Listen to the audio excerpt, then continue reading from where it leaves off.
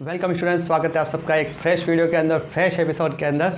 आप पढ़ रहे हैं के सर के साथ मैथमेटिक्स। चल रही है अपनी 10th क्लास की एक्सरसाइज 2 चल रही है, अपनी चैप्टर 2 चल रहा है। एक्सरसाइज 2.3 पढ़ने वाले हैं। उससे पहले अपन कुछ थ्योरम्स को क्लैरिफाई कर रहे हैं, थ्योरम्स को क्लैरिफाई कर रहे हैं। प्रमेय पढ़ रहे हैं अपन। 2.3 प्रमेय पढ़ चुके हैं, 2.4 पढ़ चुके हैं। अभी अपन 2.5 थ्योरम लेके आए हैं। 2.5 थ्योरम के बारे में पढ़ेंगे। 2.5 वाली जो थ्योरम पढ़ती है, 2.5 थ्योरम बोलती है, प्रमेय बोलती है कि ये प्रमाणित कीजिए कि √3 एक क्या है, अपरिमेय संख्या है। क्या है? √3 एक अपरिमेय संख्या है। अपने को ये प्रूव करना है कि √3 हो जाए वो एक अपरिमेय संख्या होती है। तो अपन कुछ भी प्रूव करने के लिए पहले उसका क्या होता है, उल्टा एज्यूम्स कर लेते हैं। तो चलिए इसको प्रूव करते हैं। तो मान लेते हैं, माना जो √3 है वो एक परिमेय संख्या। मैं क्या मान लेता हूँ? परिमेय संख्या मान लेता हूँ। ठीक है, अपने को अपरिमेय प्रूव करना है तो मैं अपन परिमेय मान लेते हैं। तो परिमेय संख्या को कैसा लिखा जाता है? तब परिमेय संख्या को अपन लिखते हैं a/b। p/q लिखो या a/b लिखो, ठीक है, इस फॉर्म में लिख सकते हैं। और यहाँ पे a और b जो है वो क्या है? सह अभाज्य संख्या। सह अभाज्य संख्या वो होती है जिसका कॉमन फैक्टर होता है। ठीक है, कॉमन इन दोनों का फैक्टर क्या होगा? कॉमन गुणनफल क्या होगा? वो होगा सिर्फ 1 होगा। 1 के अलावा कोई कॉमन गुणा नहीं होगा। ठीक है, मैं यहाँ लिख देता हूँ कॉमन फैक्टर सिर्फ 1। CF लिख दिया, कॉमन फैक्टर सिर्फ 1 होना चाहिए।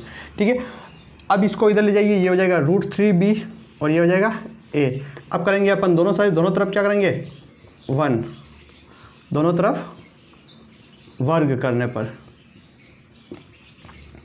वर्ग करेंगे, ये हो जाएगा a², ये इधर आ जाएगा 3b²। ये हो गया समीकरण 1 मान लूँगा। समीकरण क्या मान लूँगा? इसको 1 मान लूँगा। अब यहाँ से एक चीज़ निकल के आती है, पहला प्रमाण ये निकल के आता है,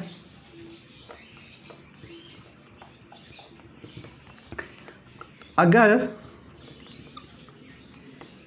3a² को विभाजित करता है, क्या करता है? विभाजित करता है। ये देखो 3 जो है वो a² को क्या कर रहा है? विभाजित कर रहा है। तब 3 a को भी विभाजित करेगा। a को भी क्या करेगा? विभाजित करेगा। समझ में आ रही है? मानो a यहाँ पे क्या है? 3 है और a² क्या हो जाएगा? 9 हो जाएगा। अगर 3 का भाग 9 में जा रहा है तो 3 का भाग 3 में भी तो जाएगा। तो ये बोल रहा है a अगर a² को विभाजित करता है तो a को भी विभाजित करेगा। तो ये अपना एक कंक्लूजन नंबर, प्रमाण नंबर 1 आ गया। एक बार इसको अपन 1 मान लेंगे। और अगर ऐसा होगा कि 3 a को भी विभाजित करेगा तो इसको लिख सकते हैं a = 3c। यहाँ पे c एक क्या आ गया? दूसरी एक कोई सा भी धनात्मक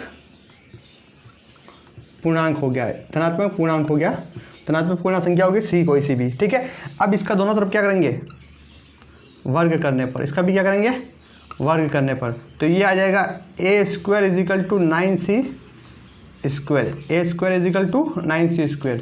और ये हो गया समीकरण नंबर 2 हो गया। यहाँ तक आपको समझ में आया?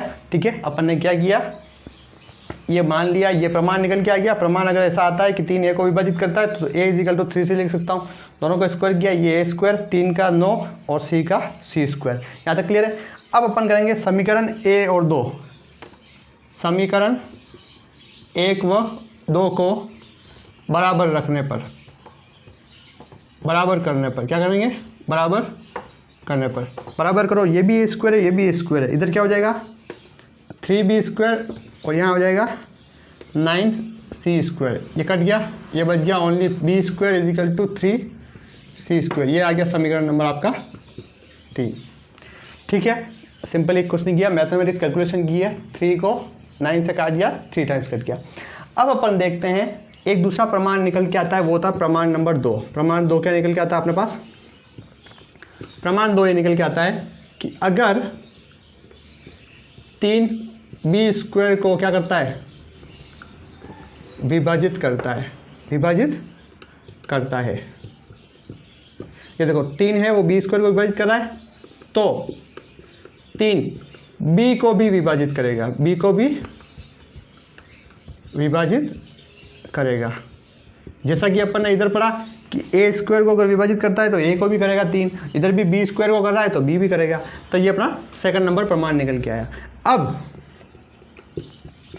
प्रमाण 1 एवं प्रमाण 2 द्वारा, अब 1 और 2 द्वारा देखो दोनों के अंदर क्या हो रहा है, 3 बी को भी विभाजित कर रहा है, 3 ए को भी विभाजित कर रहा है, मतलब दोनों का जो कॉमन फैक्टर है, कॉमन फैक्टर वो क्या आ गया, 3 आ गया। क्या आ गया, 3 आ गया। और अपन ने क्या एज्यूम किया था, अपन ने क्या माना था, √3 एक क्या है, परिमेय संख्या है। ठीक है, अपन ने क्या माना, √3 एक परिमेय संख्या है। और ए और बी क्या है, सहअभाज्य संख्या है, जिसका कॉमन फैक्टर सिर्फ क्या होगा, 1 होगा। लेकिन यहाँ पे अपन एक कॉमन फैक्टर और क्या आ गया, 3 आ गया। इसका मतलब जो अपन ने माना वो क्या हो गया, गलत हो गया। क्या हो गया, गलत हो गया। तो इसका मतलब अगर ये √3 परिमेय संख्या नहीं है तो ये क्या होगी, √3 अपरिमेय संख्या है। क्या है, अपरिमेय संख्या। समझ में आया आपको सबको। ये वीडियो बहुत ही इजी था, ये कॉन्सेप्ट बहुत ही इजी है, बस इसको ध्यान से समझने की ज़रूरत है। अगर ये समझ में नहीं आया तो वीडियो को वापस देखो और इससे पहले आप 2.3 और 2.4 देख लो ताकि ये और अच्छे से समझ में आ जाए। यहाँ तक वीडियो देखा है तो लाइक करके जाना, शेयर करके जाना और कॉमेंट जरूर करना कि आपको वीडियो कैसा लगा है। ठीक है, चैनल को सब्सक्राइब भी करना। धन्यवाद।